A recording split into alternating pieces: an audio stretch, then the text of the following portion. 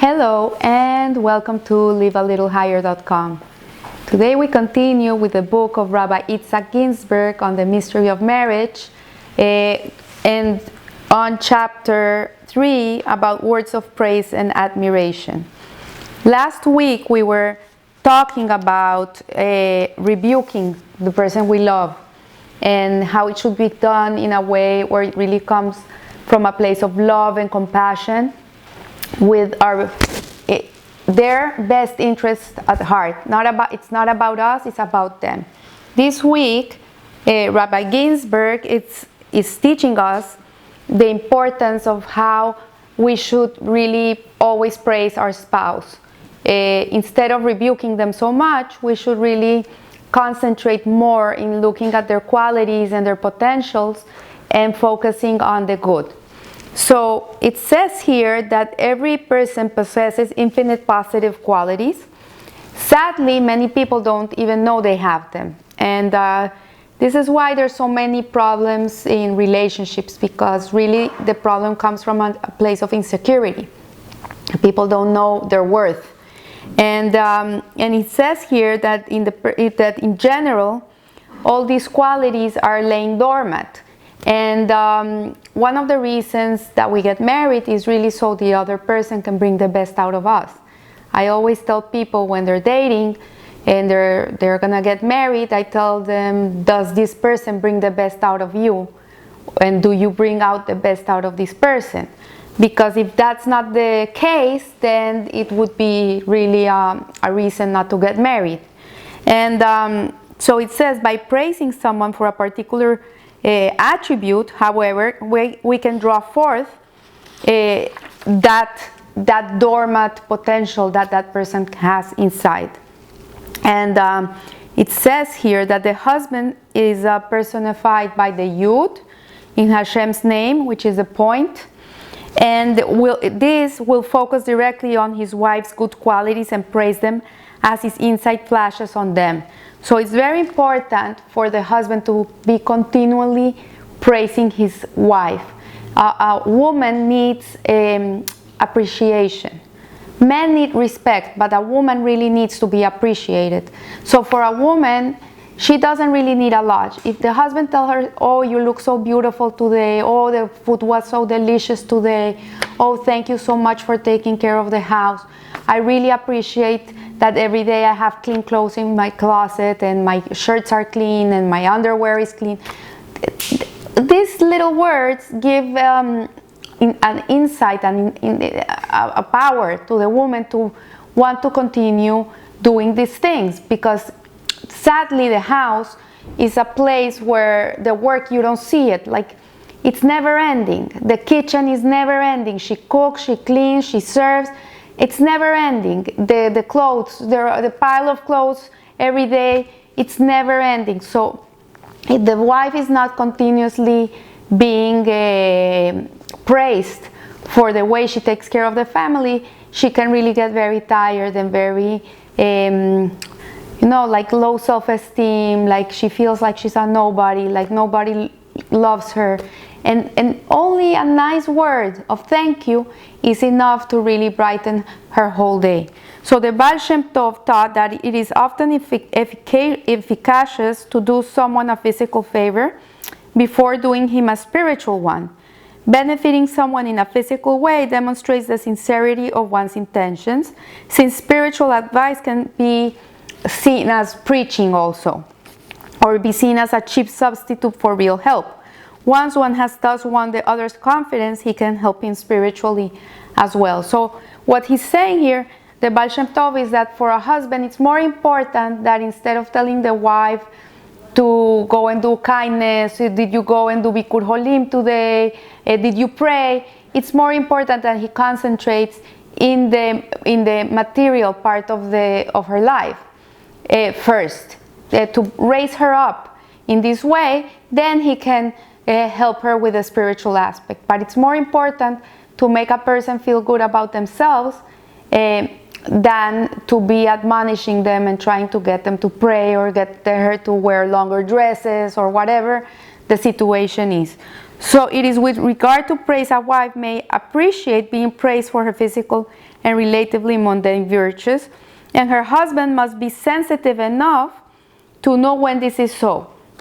So it says here, it is part of the duty of a husband that his responsibility towards his wife is to give her her conjugal rights, give her clothing, and food. This is the three things that are an obligation of the husband towards the wife. And the physical praise that is important for a husband to give the wife is you look beautiful. Even if she looks not so beautiful, tell her she looks beautiful. Make her believe that she looks beautiful. And you, not only she'll start feeling better about herself and she'll start dieting and getting more beautiful, but you yourself will start looking at the beauty in her. Also, with the taste of clothing, it's important that the wife looks good. She likes to, for a woman, it's very important to be well dressed, to have a new dress, to feel that she can have a new pair of shoes, a new pair. I don't know why, don't ask me why. It is the makeup of women. Hashem made us this way. And we derive tremendous pleasure in our clothes and in the way we look. And it's important that the husband has this understanding of the wife and is giving towards her. And gives her once in a while, go shopping, honey. This makes her life. She'll be the happiest wife in the world. And as you know, happy wife, happy husband. Happy life, how they say it. Happy wife, happy life. So also the food and the housekeeping is important that the husband is praising her continuously. Even if she has a housekeeper in the house that helps her, really the wife is the one that is behind the keeping of the home. So for a husband to come in and say, oh, it smells clean, I love this smell, will empower her to keep the house clean. And then in the spiritual praise, this is when it comes to raising the children, so the husband can say to the wife, I really appreciate the amount of time you take with our kids. Really, I love the way that you spend time with them and you read to them and you really are enhancing their life and you're making them very special people. In the clothing aspect, in the spiritual sense, it's the intellect and character traits. Like you could tell her, oh, you're so bright. I love when we talk about this. I love your midot. I love that you're kind. I love how open you are with people who are needy, and you're generous. So all these aspects are very important for a wife. And if a husband is constantly nourishing this part of herself, she'll be able to be very secure in her skin, and she's gonna be a superstar. So then also the wife must praise the husband, but the wife has a different perspective of the husband. And the husband has different needs than the wife. He doesn't need to be told that he's so handsome, or that he smells good, even though it's nice to hear it once in a while. But she personifies the hay in the name of Hashem, and the hay has a space in it, and this is focused towards the husband's potential. Like the hay, it has a little space. That space is what you can fill it with. It's the potential. So the wife is not so focused on the little things. She's focused on the big picture.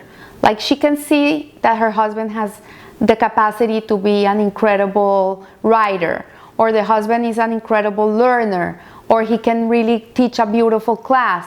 And she has this insight, this sixth sense that she can see the potential of her husband. So the wife will cultivate in him, and she will help him nourish this vision of what she can see that he's capable of. Of course, the praise must sincerely, it should come from a sincere place. The quality that the wife is praising should not be made up, really, because if it's made up, it's not going to be genuine, and the husband will feel that it's not coming from a real place. But if the wife sees something very good in her husband, and she sees that he's good with the words, or he's good with the numbers, or he's good with his intellect, whatever she sees that he's good at, she should enhance it and make it huge. And in this way, he will be able to bring out that potential in him. And then she can come with a criticism that would be positive criticism to help him grow. So in many cases, treating a person as if he's already exhibiting a desired trait will itself enable and encourage him to rise to the expectations held on him. So this reminds me of a story of a school that had a very problematic classroom in which no teacher would last more than a week. And the principal was desperate, and one day this teacher, this young man, came in asking for a job, and the principal was so desperate. He had this boy that just came for the job, had no experience whatsoever. It was the first time he was gonna teach, but the principal was so desperate that he said, yes, I'll give you the job. And he didn't explain to him anything about the children, just gave him a paper with their names, and there was a number next to each name. So the teacher goes into the classroom, and the kids are running all around, they're misbehaving. He starts calling each one by name and saying the number that is next to the name and saying, oh wow. And suddenly these kids start behaving amazing because the teacher thought that number was their IQ. So they said, oh wow, you're such a bright kid. Oh, I can't believe it. Look at these IQs. They gave me the most intelligent class of the whole school. And a week goes by, as 2 weeks go by, 3 weeks go by, and the principal can't believe it that this teacher hasn't resigned yet. So he goes one day, he takes a peek, looks into the window and sees that all the children are sitting down and they're learning. Can't believe it, so he keeps quiet and he doesn't say anything. By the end of the year, the principal wants to hire this teacher for the next year for this same classroom. And he asked him, tell me, what did you do with these kids? How could you manage them? So the teacher says, I don't know what you're talking about. They're amazing kids. So the principal said, look, I didn't want to tell you when you came. I had like 10 teachers had resigned, and I didn't want to tell you that they were very difficult kids. But I don't know how you did it, but you somehow managed to get them to learn. He says, I don't know what you're talking about. These kids are incredible. You gave me a paper with their names and their IQs, and I told them how bright they were and how intelligent they were and how proud I was to be their teacher. And these kids are superstars. So the principal says to him, look, it was not the IQ number next to their names. It was their locker room number next to their names. But the story is a cute story. It's a true story. And what it shows is that when you believe in somebody, in their potential, and you actualize it, then this potential comes into fruition. So the degree of Hesed is termed loving kindness within beauty. Hesed Shebet Tiferet, which actually is the Sephirah of half of this week, the Tiferet. And Tiferet, beauty, is associated in Kabbalah with the third day of creation. And this is very interesting because on the third day of creation, Hashem separated he didn't separate, but he made the land be revealed. He separated the waters on the second day, and on the third day, the water under heaven be gathered to one place so that the dry land may appear. And the dry land already existed. It was not that it didn't exist, that suddenly on the third day it was created. It already existed, but it had not been revealed, and because it was covered by the sea. And God was praising the dry land by saying that it should be revealed, and this inspired it to reveal its latent self. Then God said, let the earth bring forth grass, herb yielding seed and fruit trees. This praise served to activate the earth's inheritance, but latent potential to produce plant life. So we see how even Hashem praised the land, and Hashem praised the grass, so the things could sprout out. And from here we learn that it's important to praise people.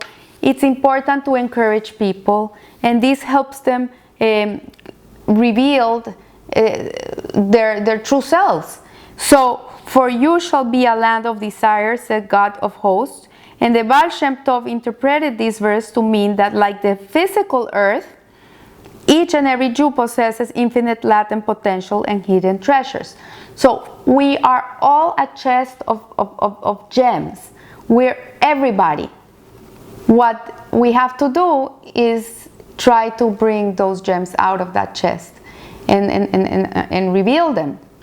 And activating a person's latent potential, in a sense, turns him into a new person.